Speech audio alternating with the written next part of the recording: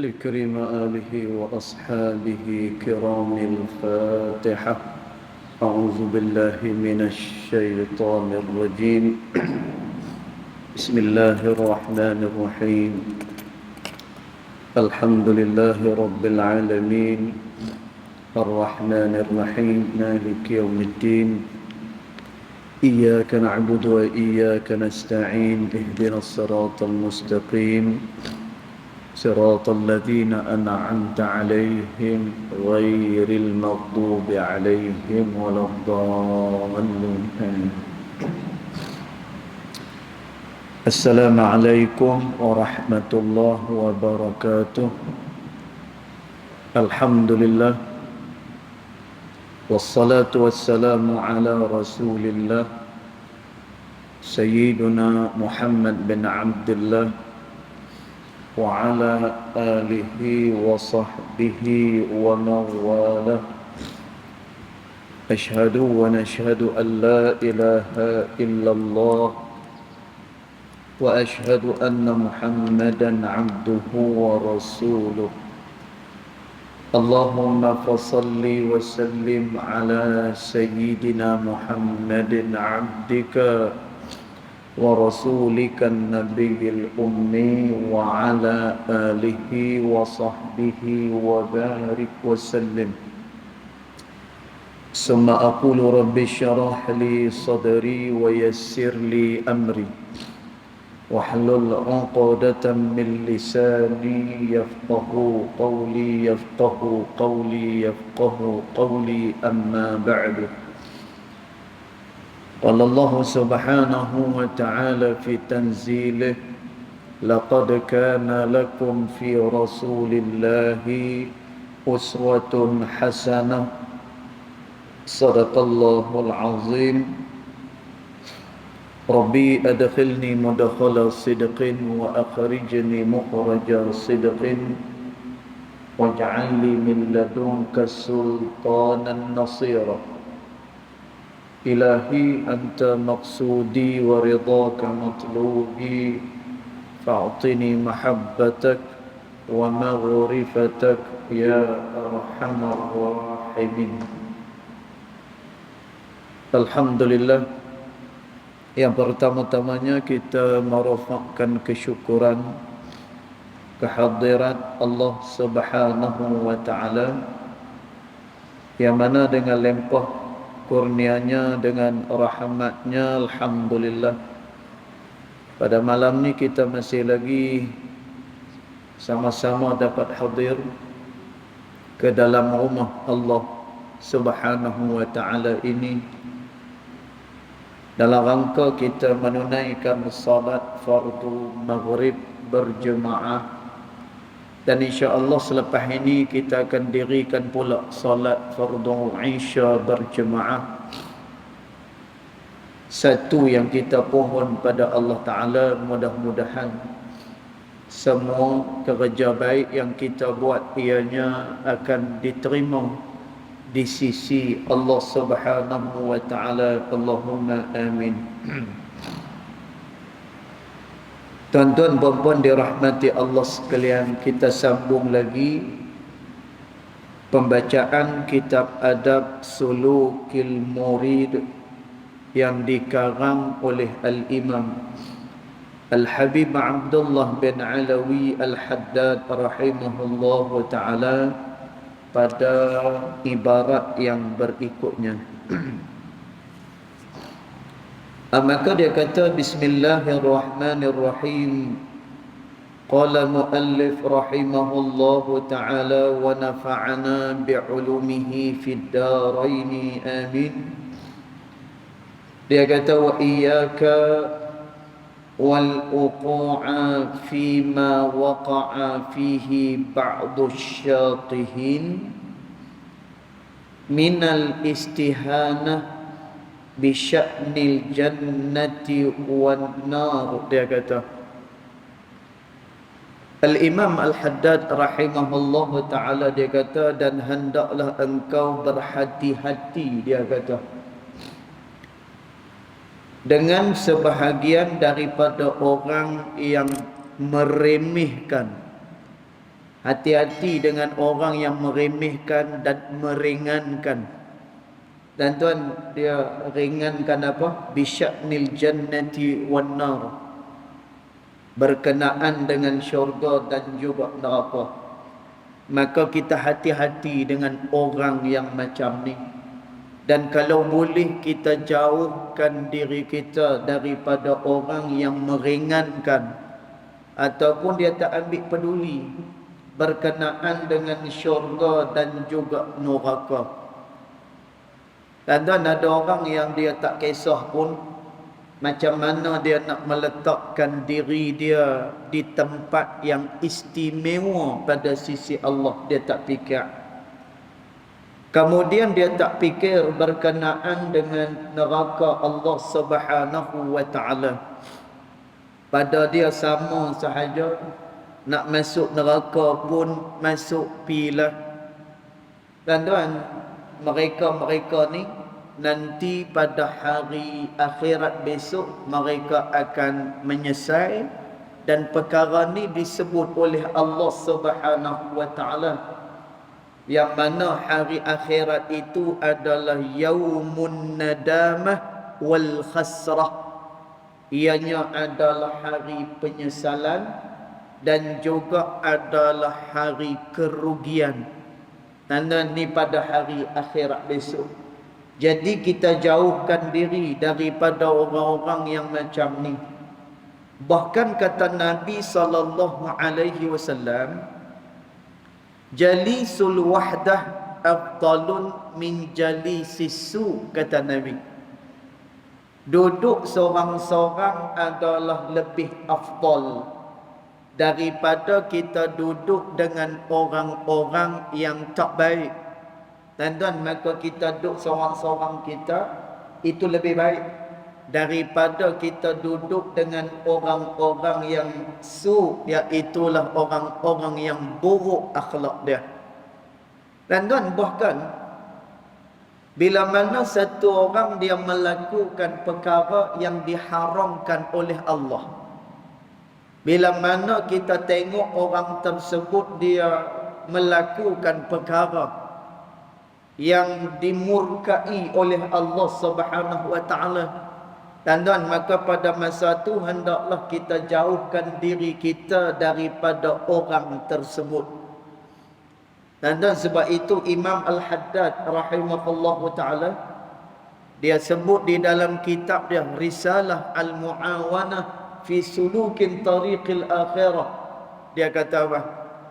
Kalaulah pada masa itu kamu tengok ada orang yang sedang mengumpat, maka hendaklah kamu jauh daripada perkumpulan orang yang mengumpat itu.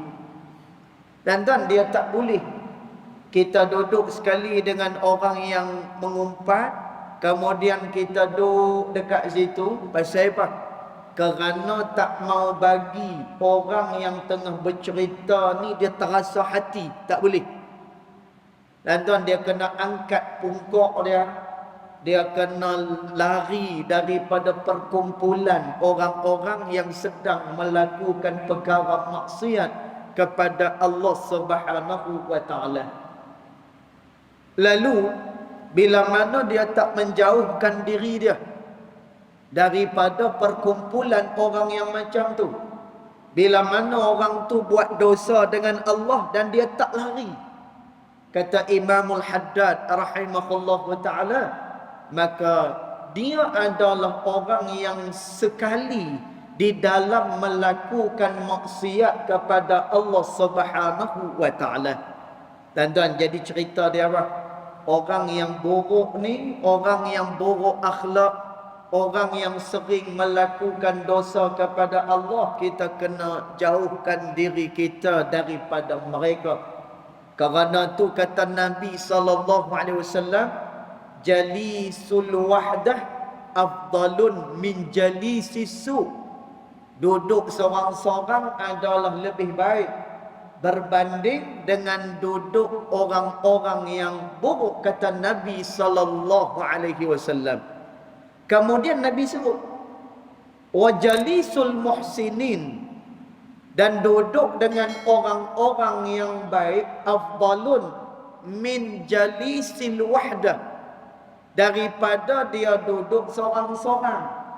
Dan maknanya ini adalah perintah daripada Nabi SAW.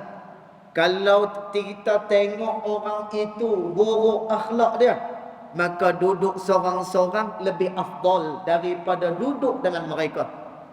Tetapi duduk dengan orang yang baik lebih afdal daripada kita duduk seorang-seorang.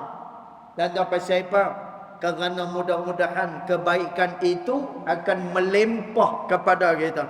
Maka kata Imam Al-Haddad rahimahullahu ta'ala, jaga-jaga dia kata, jangan sampai engkau bersama-sama dengan orang-orang yang syatihina minal istihanati bisya'nil jannati wan nar. Jangan bersama-sama dengan orang-orang yang meringankan soal syurga dan juga neraka Allah Subhanahu wa taala. Dan kita khawatir kalau kita berkawan dengan mereka yang akhirnya kita pun turut sama di dalam meringankan soal syurga dan juga neraka Allah Subhanahu wa taala.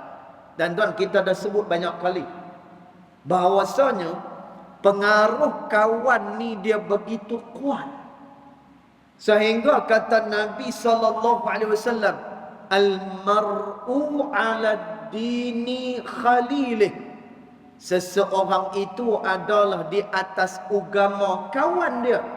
Dan maknanya apa? Bila kita berkawan, kita mudah ikut perangai kawan tu. Kerana tu Nabi SAW sebut, seseorang itu dia di atas agama kawan dia. Dan agama ni dia merupakan satu benda yang besar. Dan dengan agama lah, maka seseorang itu akan dianggap sebagai hamba kepada Allah Subhanahu wa taala. Dan tapi Nabi sebut, bila mana seseorang dia berkawan, maka orang ni adalah di atas agama kawan dia. Maknanya apa? Pengaruh yang begitu besar mai daripada kawan-kawan ni. Sehingga kata ulama, kalaulah kamu nak tahu siapa seseorang itu, dan kita nak tahu dia ni jenis orang yang macam mana, dia ni orang yang lagu mana, kata ulama, tengok dengan siapa dia berkawan, kata ulama. Dan kalau jenis suka berkawan dengan apa ni, orang-orang yang orang-orang yang jahat, jenis suka berkawan dengan orang-orang yang lalai, dan berkemungkinan begitu jugalah keadaan diri dia, terlebih-lebih lagi dengan Allah Subhanahu wa taala. Habis itu lagu mana? Wa'azzim ma 'azzamallahu wa rasuluh. Kerana itu hendaklah engkau agungkan ma 'azzamallahu wa rasuluh, apa-apa yang diagungkan oleh Allah dan juga Rasulnya. Dan ini sepatutnya bagi orang yang bertakwa kepada Allah. Sebab itu Allah Subhanahu wa taala sebut, wa may yu'azzim sya'airallah, siapa-siapa yang membesarkan segala syiar-syiar agama Allah. Dan dia besarkan masjid, dia utamakan masjid, kemudian dia membesarkan Nabi SAW, dan dia mengamalkan sunnah baginda Nabi SAW. Dan maknanya dia membesarkan syiar Allah Ta'ala. Dan kata Allah Subhanahu wa taala, fa innaha min taqwal qulub, ini adalah daripada hati orang yang bertakwa kepada Allah Subhanahu wa taala. Jadi orang yang bertakwa kepada Allah Subhanahu wa taala, dia sama sekali tidak akan memperlekehkan Orang yang bertakwa kepada Allah tidak akan meremehkan soal berkenaan dengan syurga dan juga neraka Allah Subhanahu wa taala. Dan kerana itu kita besarkan apa yang dibesarkan oleh Allah dan juga Rasulnya. Dan kita tengok Sayyidina Umar radhiyallahu anhu wa ardah. Dan Sayyidina Umar ni Masya Allah, antara kemuliaan yang Allah Subhanahu wa ta'ala beri kepada Sayyidina Umar. Dan tengok kata Nabi SAW, Umar ni kalaulah dia melalui akan satu jalan, kata Nabi, dan kebetulan jalan itu dilalui oleh syaitan, maka nescaya syaitan akan cari jalan lain kerana tak mau bertembung dengan Sayyidina Umar radhiyallahu anhu wa arda. Dan ni satu dia punya keistimewaan Sayyidina Umar. Dan kita jangan kita kadang-kadang contoh orang yang masuk hantu orang yang masuk hantu ni kita pergi berubat dekat dia.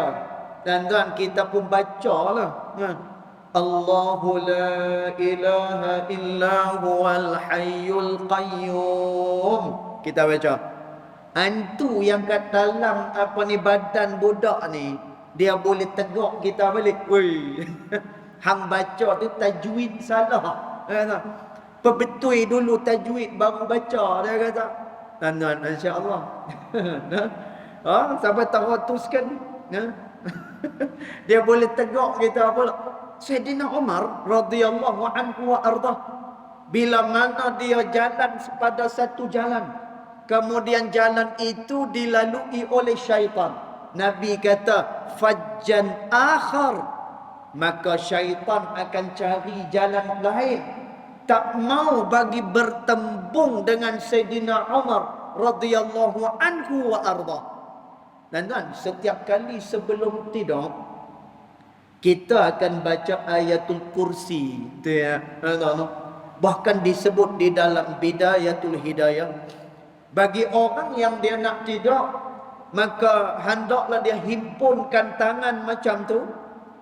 Kemudian dia pun baca 3 qul. Dia baca 3 qul. Qul huwallahu ahad, qul a'udzu birabbil falaq, qul a'udzu birabbin nas. Kemudian dia pun membaca ayatul kursi. Lalu dia meniupkan sepanjang nafas dia ke arah telapak tangan dia.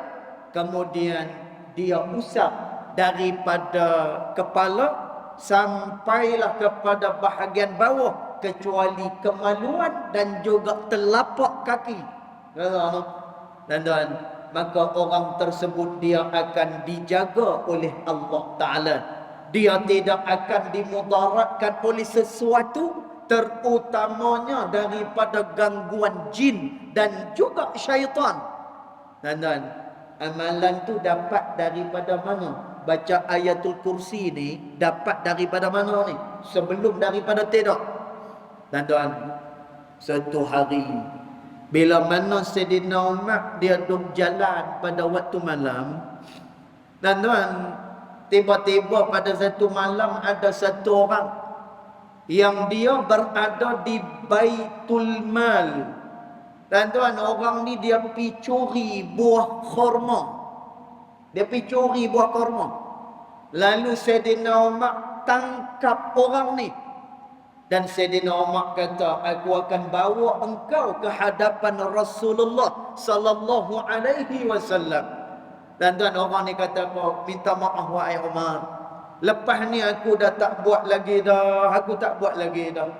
Aku tak akan curi, aku tak akan main lagi dah. Percayalah. Tapi yang penting kau lepaskan aku, wahai Umar. Dan Sayyidina Umar lepaskan orang ni. Bila Sayyidina Umar lepaskan orang ni, Sayyidina Umar beritahu kepada Nabi SAW, ya Rasulullah, tadi malam ada orang yang berada di gudang Baitul Mal lalu dia pi ambil buah kurma, dia pi cari buah kurma. Lalu aku tangkap dia dan aku nak bawa kepada engkau. Tapi orang tu dia merayu dan dia berjanji dia tak akan mai lagi dah. Dan Nabi kata apa? Kata Nabi SAW, "Hai Umar, dia akan datang lagi pada malam ni." Nabi kata macam tu. Kata Nabi tak pernah tengok pun orang yang Sayyidina Umar tangkap ni. Tetapi Nabi tahu dia akan main. Nabi tahu yang dia akan buat lagi, dia akan curi lagi. Tuan-tuan, malam yang berikutnya Sayyidina Umar perhati, ya? Dia tengok betul, tuan-tuan. Orang yang kemarin ni, yang semalam ni main lagi. Tuan-tuan, dia pergi curi lagi buah kurma di Baitul Mal. Tuan-tuan, Sayyidina Umar pun pegang dia, ringkas cerita, dia merayu. Akhirnya Sayyidina Umar lepaskan dia. Dan tuan, Sayyidina Umar habaq kepada Nabi SAW. Lalu Nabi kata apa? "Wahai Umar, malam ni dia akan mai sekali lagi." Dan tuan, tengok malam yang ketiga betul, dia mai sekali lagi, curi lagi. Dan tuan, Sayyidina Umar kata apa? "Kali ni aku takkan lepaskan engkau. Aku akan bawa engkau kepada Rasulullah SAW." Dan tuan, maka dia merayu, dia kata apa? "Wahai Umar, kalau engkau lepaskan aku akan beritahu kepada engkau satu amalan," kata orang ni. "Kalau engkau baca sebelum daripada engkau nak tidur, maka engkau akan dijaga oleh Allah Ta'ala dan tidak ada satu makhluk pun yang mampu untuk memudaratkan engkau, wahai Umar." Dan tuan, Sayyidina Umar dia berminat nak dengar amalan tu. Sayyidina Umar kata, "Baik, apa dia amalan tersebut?" Dan tuan, amalan itu adalah membaca ayatul kursi sebelum daripada tidur. Dan tuan, lalu orang ni pun dilepaskan oleh Sayyidina Umar. Lalu Sayyidina Umar jumpa dengan Nabi SAW. "Ya Rasulullah, malam tadi kali ketiga dah orang tu mai dan curi di gudang kita, tapi aku lepaskan dia kerana dia beri aku amalan.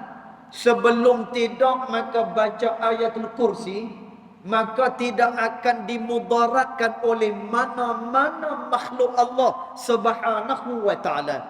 Dan tuan, Nabi kata apa? Kata Nabi SAW, dia berkata benar walaupun dia sebenarnya adalah seorang pembohong, kata Nabi. Dan tuan, Sayyidina Umar rasa pelik.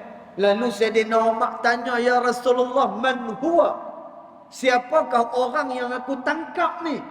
Dan tuan, kata Nabi SAW, "Fa innahu iblis." Dia adalah iblis yang dilaknat oleh Allah Subhanahu wa Ta'ala. Dan tuan, saya nak cerita apa dia. Sayyidina Umar ni sampai dia boleh tangkap iblis. Dan tuan, sampai iblis pun berasa gerun dengan Sayyidina Umar. Dan tuan, kelebihan lain Sayyidina Umar radhiyallahu anhu wa arda, apa-apa wahyu yang akan turun. Dan tuan, wahyu tak turun lagi. Tetapi bila mana Sayyidina Umar, dia melontarkan pandangan, dia lontarkan idea. Dan tuan, kebiasaannya idea ini, pandangan ini akan bersamaan dengan wahyu yang akan turun daripada sisi Allah Subhanahu wa Ta'ala. Ini kehebatan Sayyidina Umar. Dan yang terakhir, yang ni tak ada siapa boleh nafi. Kata Nabi SAW, "Kalaulah selepas daripada wafat aku ni ada lagi Nabi yang diutuskan oleh Allah Ta'ala, maka tidak ada orang yang layak untuk menjadi Nabi dan Rasul illa Umar, melainkan orang tersebut adalah Umar bin Al-Khattab radhiyallahu anhu wa arda." Dan tuan, kalau kita tengok tadi keistimewaan Sayyidina Umar ni sangat istimewa. Dan syaitan takut dengan dia, iblis gerun dengan dia. Kemudian dia ni kata Nabi, kalau ada lagi Nabi dan Rasul selepas ni, yang akan jadi Nabi dan Rasul itu adalah Umar bin Al-Khattab radhiyallahu anhu wa arda. Dan pasal apa Sayyidina Umar ni Allah Ta'ala berikan pada dia kedudukan yang begitu istimewa? Kerana dia membesarkan apa-apa yang dibesarkan oleh Allah Subhanahu wa Ta'ala. Tuan-tuan, sebab itu zikir setiap orang sahabat dia belain-belain. Kalau zikir Sayyidina Uthman radhiyallahu anhu wa arda, zikirnya adalah subhanallah. Satu zikir dia. Kemudian zikir Sayyiduna Abu Bakar radhiyallahu anhu wa arda, zikirnya adalah alhamdulillah. Hak tu zikir dia. Kemudian zikir Sayyidina Ali radhiyallahu anhu wa arda, la ilaha illallah. Dan manakala zikir Sayyidina Umar adalah Allahu Akbar, Allah yang maha besar. Dan lalu daripada zikir para sahabat inilah digabungkan, maka jadilah dia al-baqiyatus salihat, iaitulah zikir baqiyatus salihat. Subhanallah walhamdulillah wa la ilaha illallah huwallahu akbar. Dan ini adalah zikir-zikir para as-sahabah radhiyallahu anhum ajma'in. Dan jadi kalau kita tengok Sayyidina Umar ni, zikir dia pun Allahu Akbar, Allah yang maha besar. Dan sebab itu Sayyidina Umar dia tidak ada toleransi lagi dah dengan syariat Allah Subhanahu wa Ta'ala. Kalau Allah Ta'ala kata haram, haram bagi Sayyidina Umar. Kalau seandainya halal, maka halallah bagi Sayyidina Umar radhiyallahu anhu wa arda. Dan lalu kedudukan Sayyidina Umar dibesarkan oleh Allah Subhanahu wa Ta'ala. Maka kerana tu kata Imam Al-Haddad, wa'azzim, hendaklah kamu perbesarkan ma'azzamallahu wa rasuluhu, apa yang dibesarkan oleh Allah dan juga Rasulnya. Dan kenapa?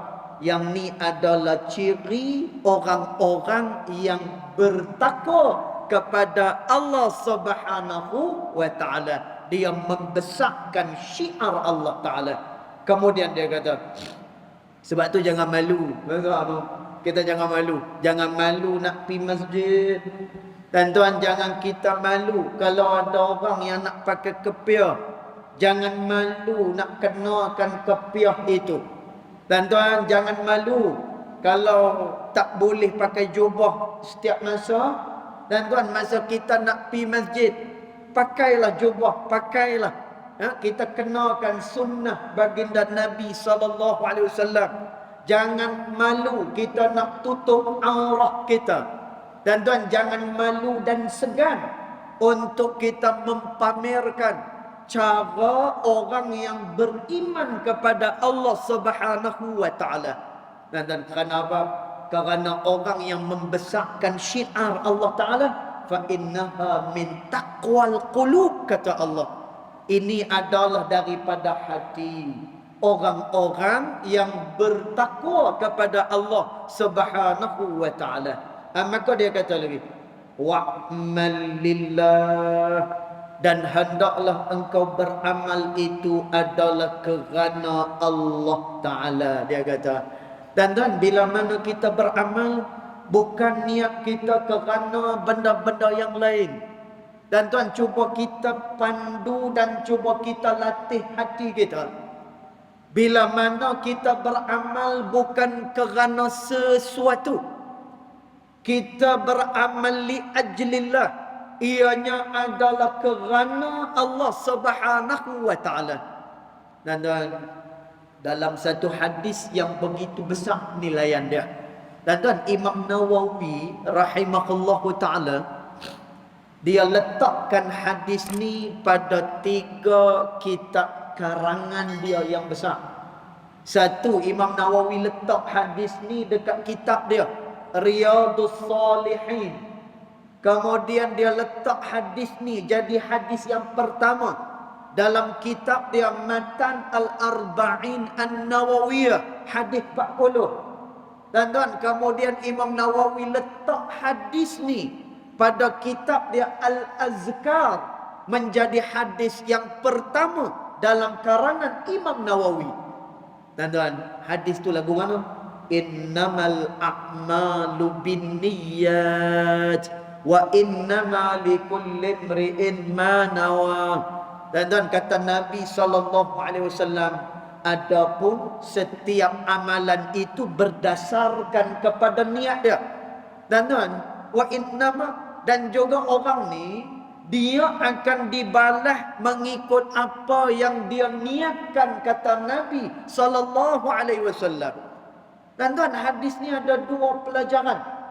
Yang pertama, mana-mana orang yang nak beribadat kepada Allah mesti kena ada niat ibadat. Bila dia nak sembahyang, dia kena niat. Dan kan bila mana dia nak berpuasa esok ni, nak kena ada niat. Dan tuan, bila kata ibadat, dia kena berniat. Pasal apa? Kerana nak membezakan antara adat dan juga ibadat kepada Allah. Dan tuan, adat lain, ibadat lain. Ibadat ni kita lakukan kerana nak mendekatkan diri kepada Allah Ta'ala. Dan sebab itu dia perlukan kepada niat. Orang yang berjunub misalnya, dan tuan, bila dia nak mandi, padahal mandi sama saja, tuan-tuan. Mandi sama saja. Cumanya, tuan-tuan, dalam mandi junub ni tak ada lah tengah-tengah duk mandi junub, lepas tu kita pi buh sabun. Tak, tuan-tuan. Pasal apa?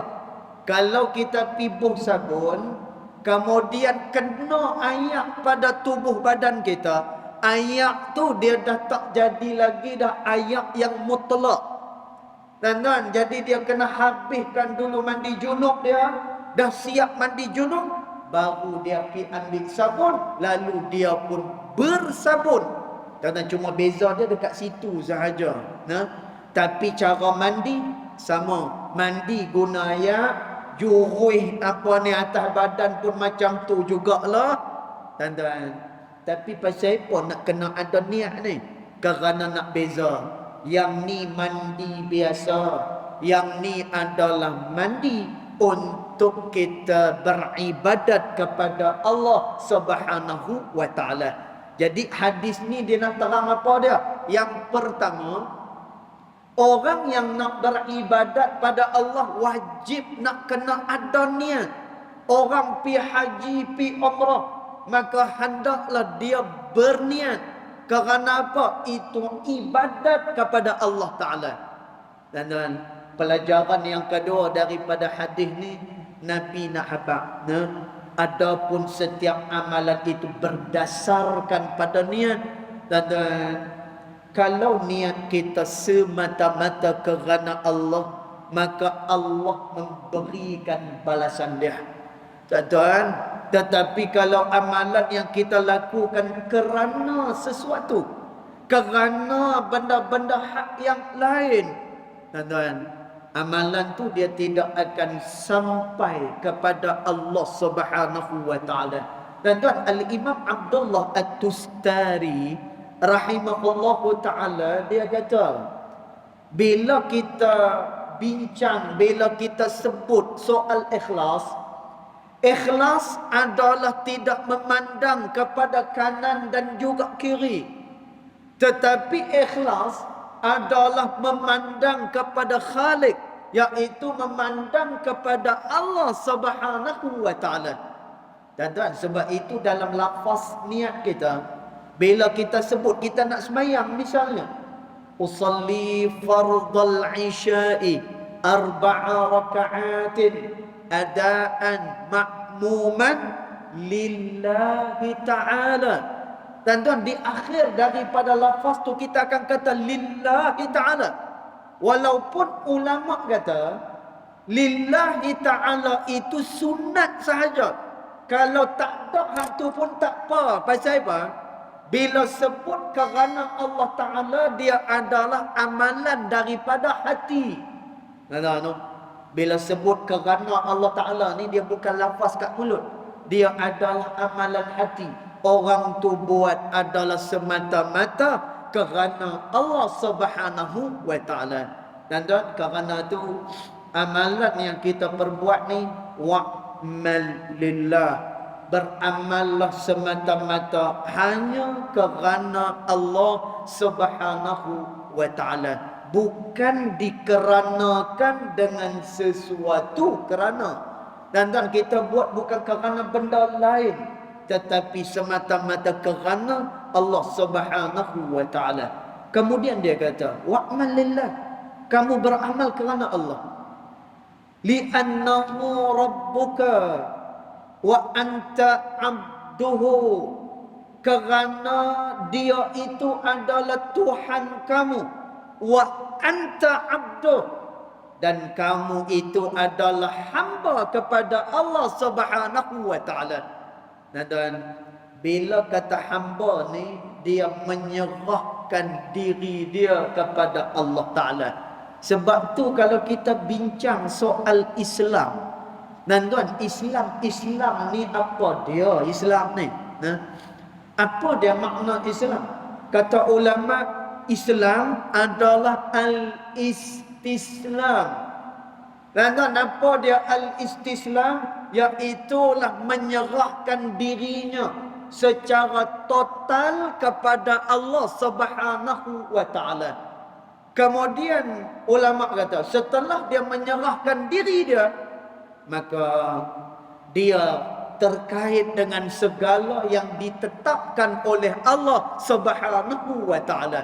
Dan dia dah serahkan diri dia, kemudian apa yang diperintahkan oleh Allah Subhanahu wa Ta'ala, wajib bagi seseorang hamba ni melakukan perkara tersebut. Dan kerana itulah ni kita dah masuk dalam bulan Rajab dah, kan? Pertengahan daripada bulan Rajab dah. Dan peristiwa besar dalam bulan Rajab ni Isra dan juga Mi'raj. Dalam suratul Isra, Allah Subhanahu wa Ta'ala kata, Subhanalladzi asra bi'abdihi lailan minal masjidil harami ilal masjidil aqsa, kata Allah. Maha suci Tuhan yang memperjalankan hamba dia.